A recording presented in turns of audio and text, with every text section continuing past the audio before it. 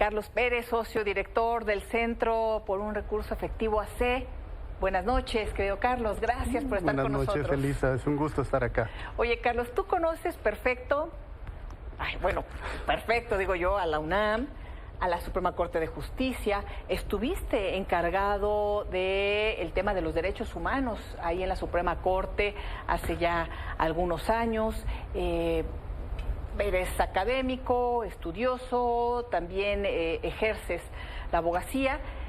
Y la pregunta es, ¿en dónde nos quedamos ahorita después de lo que ha pasado? Vamos a hablar, por supuesto, del contenido de la reforma al Poder Judicial, que conoces muy, muy bien, pero también, pues, extraña todos estos posicionamientos.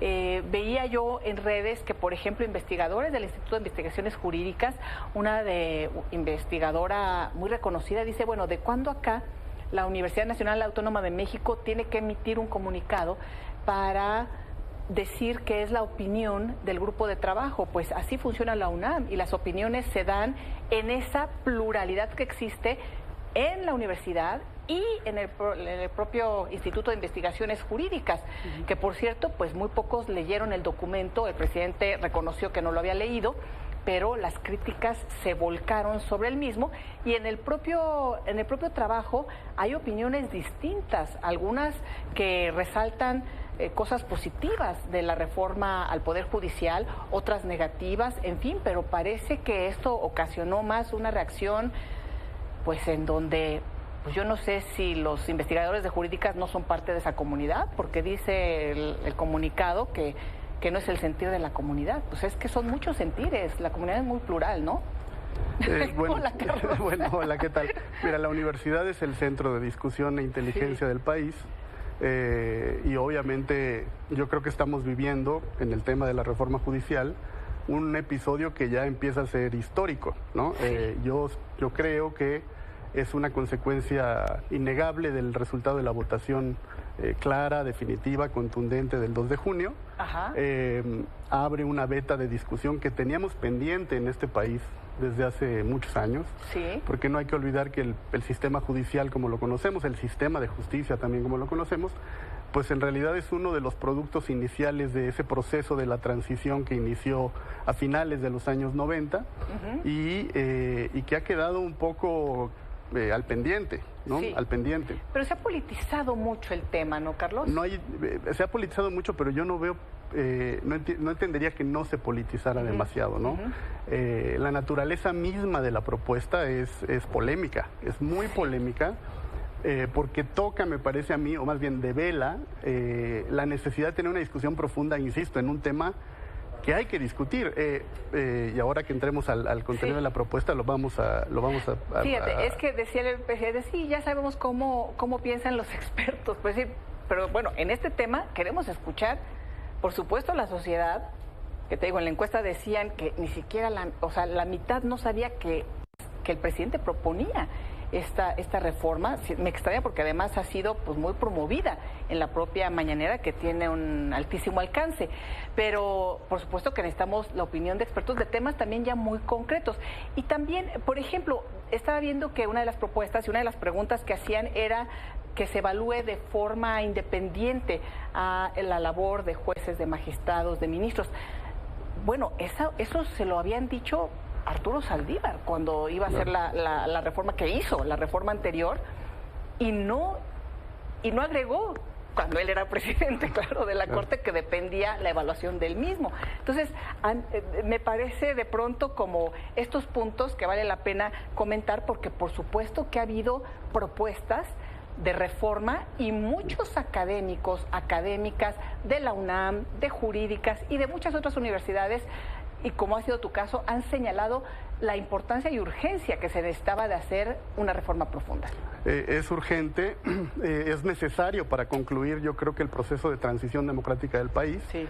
En ese sentido, la reforma abre la discusión. O sea, yo celebro esta disposición de la presidenta electa a que haya foros, a que haya una amplia discusión como debe haberla, para que la gente no solamente conozca el contenido de la propuesta. Bueno, y también hay que celebrar que habló de la libertad de cátedra, por de supuesto, la libertad de cátedra, ¿no? Ella como académica que ha sido, hasta el día de hoy anunció que ya no será parte de este grupo de profesores de la UNAM, que ya no pedirá la licencia, pero ha sido, por supuesto, y conoce perfecto a la universidad y sabe de esta pluralidad. Qué bueno que lo comenta, qué bueno que lo dice. Sí. Y eso es lo que hay que buscar, ¿no? Sí. ¿Por qué? Porque, insisto, la reforma del Poder Judicial es parte de una reforma integral al sistema de justicia. ¿Y hay una reforma integral o no? Ese es el punto importante. Estamos ante el riesgo de que vuelva a ser, como no hay que negarlo, así fue la reforma del 95, una reforma cupular, una reforma que dejó fuera de foco, por decirlo de alguna manera, los temas más importantes pendientes de la justicia para poder acompañar esta institucionalidad del país, hacerla presente en la transformación democrática de México. Me extraña, por ejemplo, puntos muy concretos, ¿no? Si se pide que se elijan democráticamente jueces, magistrados federales y locales, ¿por qué no se pide que se elija democráticamente también, por ejemplo, al fiscal general de la República o a los fiscales de los estados? Las fiscalías constituyen otra pata importantísima, indispensable del sistema de justicia. O, por ejemplo... Bueno, y en una de esas mucho más, porque comentábamos y veíamos cifras de el 90 y tantos % de los casos no llegan a un juez, se quedan en las fiscalías, y es ahí en donde está el gran caldo de impunidad de nuestro país. O otro caso, los tribunales contenciosos administrativos, que son tribunales que dirimen controversias de personas con los gobiernos en los estados, fundamentalmente. ¿Esos no los incluye la reforma? Eso no los está incluyendo, y yo creo que sí es importante que tengamos si vamos a discutir la permanencia de toda la institucionalidad o la modificación de toda la institucionalidad encargada del sistema de justicia en México, hay que hacerlo, porque ese sí es un gran pendiente de la transición que se pactó en 96 y que yo coincido, parece que está llegando a su fin con la elección del 2024. Sí. Estamos abriendo una nueva etapa, ¿no? Entonces, yo creo que tenemos la oportunidad. Tenemos los ejemplos de errores que se cometieron en el pasado. ¿Y a qué me refiero? Me refiero a dos en concreto. Esto que decía, hay que evitar de nuevo una reforma cupular, vertical, desde arriba, que deje fuera de foco, que no vea, que no incluya lo que debe incluir una reforma integral. ¿A cupular te refieres porque dirán, bueno, no, por eso están pidiendo que la gente vote y que se incluya? ¿A cupular te refieres a que nada más toque a la cúpula del Poder Judicial Federal, a la cúpula sin tocar toda la estructura, empezando por los ministerios públicos, donde llega la gente y se topa con pared? Y los procedimientos, ¿no? Mira, yo creo que hay que también tener una discusión profunda sobre la elección democrática.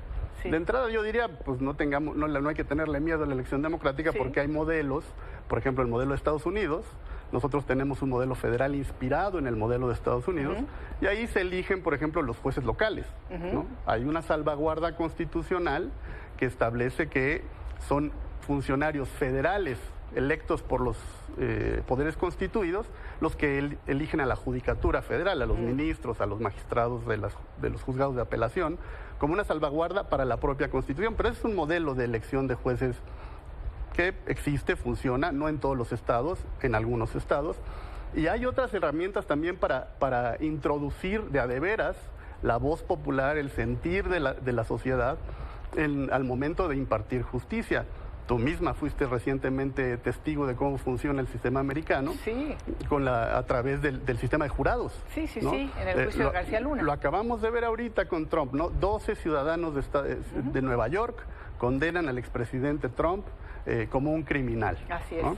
Hay entonces múltiples... Es el jurado ciudadano y es el juez quien dicta la sentencia, pero sobre la decisión del jurado. Quien condena son ciudadanos, ¿no? Sí. Entonces hay modelos de democratización, de participación de la sociedad que existen, que vale la pena no digamos explorar, sino discutir, analizar a profundidad para el caso de México, porque yo sí creo que este es un pendiente de la transición, sí, y que en realidad la transición se quedó trunca en gran medida por la decisión de los propios actores políticos desde hace 25 años, por no modernizar las estructuras, por no modernizar los procedimientos y las normas. Porque al final del día son ellos mismos también los que participan, de alguna manera.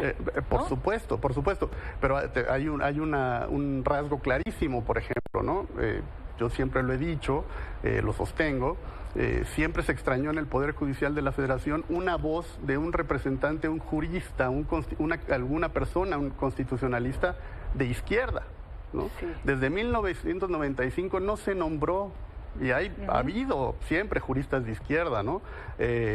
Visiones constitucionales muy profundas de izquierda, y eso le hizo daño yo creo, al sistema de justicia del país, porque de lo que se nutre un sistema de justicia es de la pluralidad. Entonces, ese riesgo sí lo estamos corriendo, sí, ¿no? Si vamos a transformar el sistema de justicia, tenemos que incluir a todas las voces, todas las visiones de la constitucionalidad. Es cierto, el pueblo, la sociedad se expresó en las urnas, hay una visión de Estado que la sociedad mexicana quiere que sea la prevalente, pero hay otras visiones también.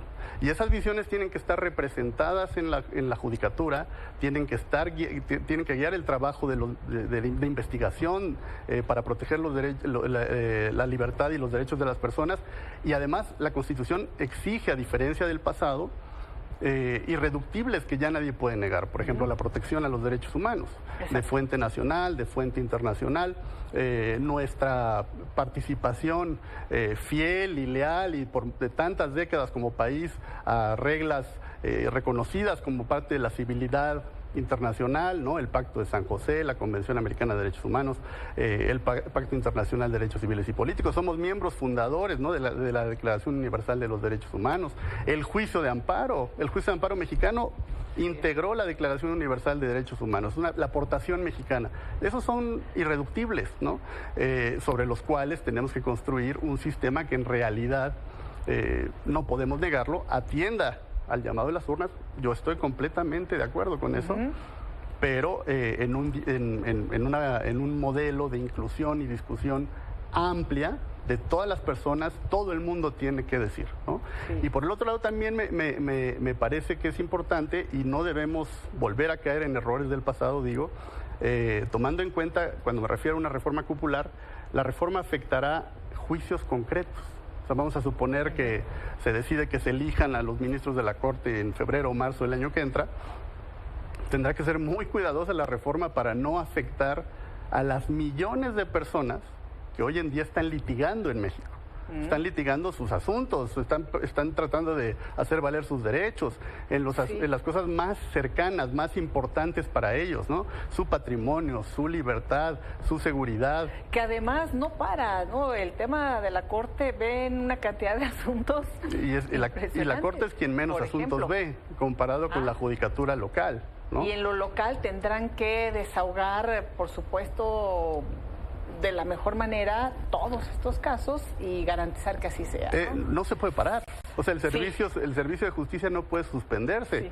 ¿Cómo le vamos a decir a una persona a una mujer que ha sido agredida, que sufre violencia familiar, que espere porque se tiene que arreglar la estructura general de justicia del país, porque el deudor alimentario no le quiere pagar los alimentos? Claro.